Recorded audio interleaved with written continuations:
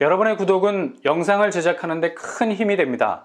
영상을 보시기 전에 구독과 좋아요 꼭 부탁드리겠습니다. 아울러 회원이 되시기를 원하시는 분들은 유튜브 채널 홈피 구독 옆에 있는 가입 버튼을 눌러주시기 바랍니다.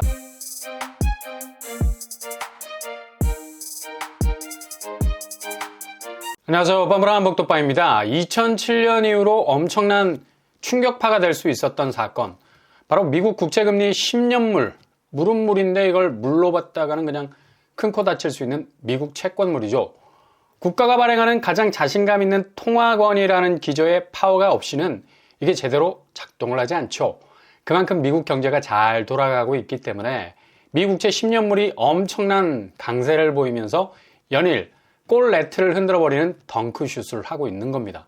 무려 5% 선까지 근접을 하면서 각국의 금리 상황을 그대로 아비규환으로 만들어버리는 엄청난 방화범이 됐어요. 그대로 금리 상황에 불을 싸질러버리는, 이건 뭐 소화기도 소용없어. 도저히 불길이 잡히지 않는 확장력을 가지고 있어서 바로바로 각국의 국채금리를 냅다 끌어올릴 수 있는 금리 기준기와 같은 역할을 하죠. 아무리 무거운 통화 존재감을 가지고 있다 해도 달러를 당해낼 수는 없으니 미 국채금리가 5%를 찍어버리는데 뭐 각국의 국채금리를 그대로 실신시키고 있죠. 어찌 보면 정말 버거운 페이스메이커 같아서 같이 뛰다가도 오르는 미국 국채금리 쫓아가기 버거워서 오버페이스하기 딱 좋죠.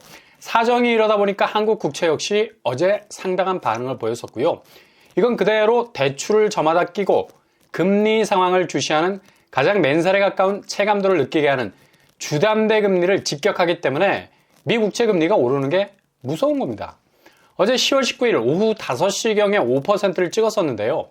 정말 정신이 혼미할 정도의 파급력을 가진 사건이었습니다. 당연히 미국 자체의 주담대 금리인 모기지 금리 추이도 급격하게 변동하는 그래프를 보이고 있고요. 7.63% 찍고 있는데요. 8% 가는 건 기정사실이죠.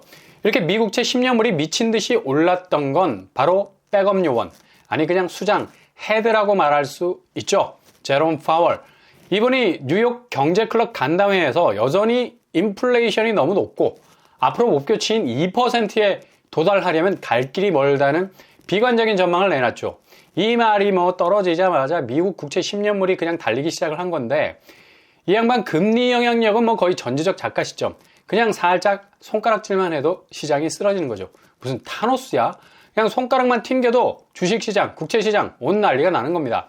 당연히 미국 주식시장은 벌러덩 들어놓기 시작을 했고요. 그리고 우리나라 코스피 시장은 뭐 나락갈 수밖에 없는 건데, 이렇게 그냥 주식에다 때려박은 자금들이 그냥 한 사람의 손가락 튕기기로 금융자산이 박살이 나는 타노스급 역풍을 맞고 있는 건데요. 확실히 국내 주식시장은 미국발 금리 충격에 2400선이 완전히 붕괴가 됐습니다. 3월 이후로 7개월 만에 뭐 나락가고 있는 모습 보이고 있네요. 얼마나 우리나라 금융시장 자체가 대외 여건의 미세한 변화에 취약한 구조인지는 주식시장뿐만 아니라 부동산 시장도 그대로 지금 국채 변동률에 따라서 부동산 금리가 왔다 갔다 그냥 천국과 지옥을 오고 가고 있는 시계추 같은 움직임을 보이고 있는 터라 지금 거의 역대급 변화무쌍 허리케인의 눈이 되어가고 있는 미국 시장은 거의 한국 부동산 운명을 결정지어버리는, 그냥 미리 보는 예고편이라 볼 수 있죠. 그렇게 미국 시장이 찍어내는 대로 그대로 상향이 되는 미니 시리즈가 되는 겁니다. 이렇게 되니 지금 대출금리가 가장 치명적인 영향을 받을 수밖에 없는 건 우리나라 은행채에 지대한 영향을 주는 거고, 고정금리, 변동금리, 토탈, 무조건 금리가 오를 수밖에 없는 사정인데, 이게 더 치명적인 부분은 우리나라 시중은행들이 은행채 발행을 줄이고 정기 예적금 특판 상품을 찍어내는 바람에, 이거 뭐 단기 상품들이잖아 대부분이. 그렇게 시중은행 자금 끌어모았으니 이자 얹어서 줘야 하는데, 은행이 금고안에 자금을 가득 채워놔야 이자 지급이라는 돈이 원활하게 돌 수 있는 거죠. 그래서 조달 비용이 상승할 수밖에 없는데, 이게 결정판이라는 거지. 바로바로 주담대 금리가 조달 비용 상승 때문에 주담대 금리가 오를 수밖에 없는 상황이고요. 조달 비용이 포함된 가상 금리가 결론적으로 플러스 알파가 되니까 그냥 상반기 집을 사기 위해서 자기 소득에서 조금은 피로도를 높여서 무리를 하신 분들이 그냥 빅엿을 먹게 생겼다는 얘기죠. 그래서 지금 주담대 금리는 샌드위치 상황입니다. 미 국채 금리 올라, 은행채 5년물 자극돼서 금리 올라, 은행 예적금 특판으로 이자 지급 때문에 가상금리 올라, 이것도 자극이 돼서 금리가 오릅니다. 아마 시중은행 주담대금리 8% 시대는 이른 시점이야. 그래서 지금 주담대금리는 샌드위치 상황입니다. 미국채 금리 올라, 은행채 5년물 자극이 돼서 금리 오르겠죠. 은행 예적금 특판으로 이자 지급 때문에 가상금리 올라, 이것도 자극이 돼서 금리가 오르겠죠. 아마 시중은행 주담대금리 8% 시대는 이론이 아니라 우리 두 눈으로 똑똑히 목격하게 되는 최대한 빠르게 오는 현실이 될 수 있다는 얘기죠. 그래서 연말이 최악의 공포 상황이 벌어질 수 있다는 얘기입니다. 은행 간 시중 자금을 얼마나 많이 먹느냐가 지금 시중은행의 존재 이유인데, 서로 간의 과도한 수신금리 인상 경쟁, 그러니까 당사 은행에서 예금이자 많이 줄 테니까 돈 때려박어, 이렇게 꼬시는 영업이 더욱 가속화, 치열화, 맹렬화될 상황은 뻔히 눈앞에 보이는 거고, 당연받다 이런 움직임 때문에 금리는 더더더더더 오르게 된다는 건 그냥 OMR 카드 컴퓨팅으로 점수 매기는 것처럼 오리 없는 결과값 나오게 된다는 얘기죠. 그러니 상반기에 무리하게 집을 사려고 세상의 모든 자금 끌어모은 분들, 영끌 집주인들은 잠을 못 이룰 정도로 상당히 불안한 코너에 몰려 있는 건 당연한 거고요. 지금 청약시장에서 미친 듯이 끌어올리는 분양가 안고 어떻게 해서든 이 집 잡으면 이후에 빚 다 쳐낼 수 있겠다는 미스테리한 자신감을 가진 분들도 잠재적 위험을 떠안고 있는 겁니다. 이게 심각한 게 뭐냐면 지금 실질 소득이 개인적인 측면에서 보자면 많이 줄고 있죠. 자꾸 지표적인 물가를 얘기하는데 시장을 직접 맞다이로 들여다보면 체감되는 물가는 상상 초월입니다. 낮아진 소득률로 이런 고물가를 감당하기도 어려워지거니와 동시에 그동안 빚진 거 어떻게 갚을 거냐고. 뭔가 쎄한 느낌이 드는 거죠. 국가 생산 능력도 지금 재고 시점이라 할 수 있는데 IMF에서 국가별 수출입 통계에 따르면 우리나라 1월에서 6월 무역 수지는 주요 208개국 중에 202 정도로 훅 뒤로 처져 있는 상황입니다. 작년 안에 우리나라 무역 수지가 역대급으로 악화가 됐죠. 전년 대비 18위에서 180계단이 밀린 셈입니다. 특히 반도체 부분이 엄청난 타격을 받은 거고요. 무역 수지가 쪼그라들 수밖에 없는 직접적인 원인이 된 셈이라 할 수 있겠죠. 당연히 국가 경쟁력이 먹거리를 걷어들이는 파이에서 위축된 모습을 보이는 판에 개인이 이런 위기를 어떻게 스스로 극복할 수 있겠습니까? 1인 기업 아니고는 죄다 이런 생산 동력을 가진 회사에 묶인 몸들인데 기업 경쟁력이 훅 떨어지는 상황이라면 당연히 개인의 실질 소득도 좌천이 될 수밖에 없는 거죠. 이렇게 불확실한 경제 상황이 한국은행으로 하여금 계속해서 위축된 금리 컨트롤에 손이 가게 만드는 거고요. 6번 연속 3.5% 동결로 가는 건데 그만큼 금리를 올리지도 내리지도 못하는 가장 엉거주춤한 상황으로 전개가 계속된다는 거죠. 올리면 가계부채, 부동산 PF 터지는 거고 내리면 경제적인 불확실성으로 당장 국가 경쟁력 자체가 흔들거릴 위험 요소가 많으니까 딱 중간 접점에서 움직이지 않는 건데 그러다 하다가 그냥 엄청난 위기를 맞을 수도 있어요.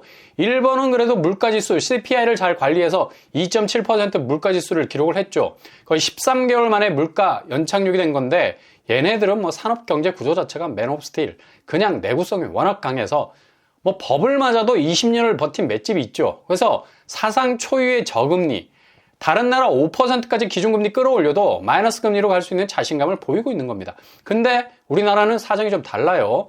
지금 내수가 거의 자영업 존재 자체를 위태롭게 할 정도로 엄청난 불황의 시대로 접어든 지 오래가 됐고요. 그만큼 체감 물가가 하루가 다르게 느껴지는데 장사가 되겠냐고. 그동안 너무도 힘들었는데 앞으로는 이것보다 더 힘들 수 있다는 비관적인 전망이 나올 수밖에 없을 정도로 경기가 너무나 안 좋다는 거죠.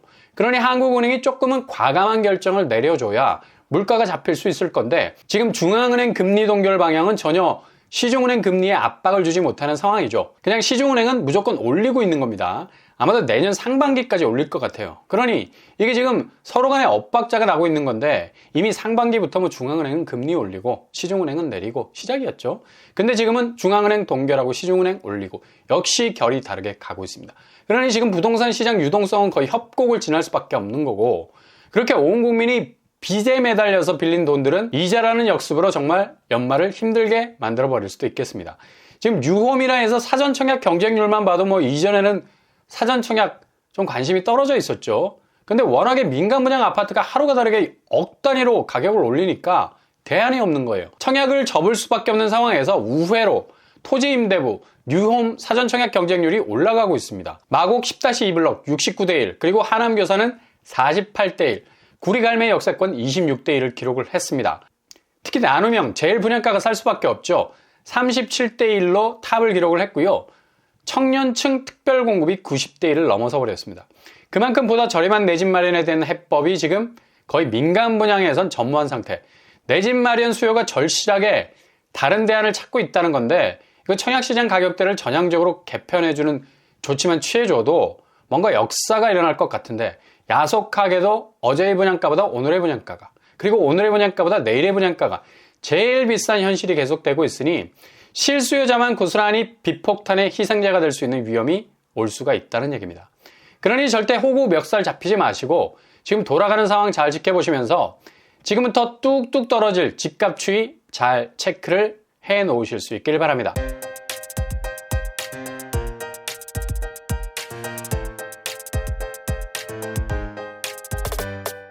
오늘의 부동산 캐릭터처, 정말 하루가 다르게 부동산 시장이 이렇게 변화무쌍 바뀐 적이 없습니다. 그만큼 엄청난 혼조 속에서 상당히 위기일발의 사건들이 터지고 있는데 절대 무리하시면 안 되겠죠. 차분차분 한 걸음씩 가시면서 주위를 잘 둘러보시는 매인운이 필요한 때입니다. 오늘도 응원합니다. 여러분의 길이 꽃길만 되실 수 있기를 바랍니다. 이상으로 뻔뻔한 복덕방을 마치겠습니다. 구독과 좋아요 부탁드립니다. 감사합니다.